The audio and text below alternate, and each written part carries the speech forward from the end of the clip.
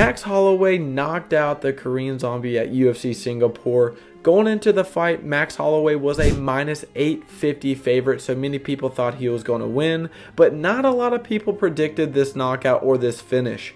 Going into the first round, it was very close. Max Holloway just landed a little bit more significant strikes. If you've noticed, in Max Holloway's past 2 fights, he's been more of a counter fighter than the aggressor. In the last 2 fights, he's kind of let his opponent initiate the fight, kind of start the pace, and then he capitalizes on the holes or misses that his opponent gives to him. First round was pretty close. Max Holloway landed a little bit more strikes, so he won the first round. Going into the second round, Korean Zombie was a little bit more aggressive. He definitely landed some good shots on Max Holloway, but Max Holloway cut the eye of Korean Zombie pretty bad above the eye, and he dropped the Korean Zombie. He didn't do any ground and pound because I think he would have felt bad to beat up the Korean Zombie like that. So instead, Max Holloway goes for a Darce choke. Couldn't get the choke. Max Holloway, they both get up. The Korean Zombie gets up. They fight it out to the end of the round.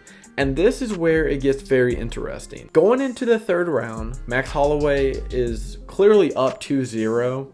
And the Korean Zombie, he's not looking amazing, but he definitely doesn't look like old or out of it. Going into the third round, for some reason, the Korean Zombie changes his game plan up and says, screw it, I'm throwing a shit ton of flurries at Max Holloway, and hopefully these power shots will land. And that's not what happened. Going into the third round, Korean Zombie's throwing a shit ton of overhand right powers, left hooks, all of these big power shots. And Max Holloway, he gets hit a couple of times, but he slips and rolls out on a lot of the big shots, lands a huge right hand, I think it was a right hand, against the Korean Zombie, drops the Korean Zombie, and he is out cold. And it was really cool because it was a counter right, similar to the Sean O'Malley and Aljamain. Different in a way where the Korean Zombie wasn't going for a takedown, but he was still lunging in to strike with Max Holloway, and Max Holloway literally pulled back, countered, slips, hits the Korean Zombie, knocks him out. He's out cold. A lot of people were surprised by it. I was kind of surprised by it, but man, my hats off goes to the Korean Zombie. He looked phenomenal. His entire UFC career, he never really, I mean, besides the Volkanovski fight and probably this fight, there was never a fight that the Korean Zombie was in where he got brutally beat up compared to the Volkanovski fight, right? Max Holloway, he wins again. The last time Max Holloway has lost to a fighter not named Volkanovski was in 2013 against Conor McGregor. So you could just see right there, Max Holloway, besides Volkanovski, is clearly the best featherweight in the UFC. I mean, he beats everybody. I think he even beats Ilia Topuria if they ever fight. If he rematches with Brian Ortega, he's going to destroy him again. It's kind of weird to see what happens now with Max Holloway. Does he stay in the featherweight division and cleans up the entire featherweight division and then maybe fights Volkanovski for a 4th time? Which I do think people are getting a little tired of. They're like, okay, man, you've lost 3 times. It's done. You're done. Like,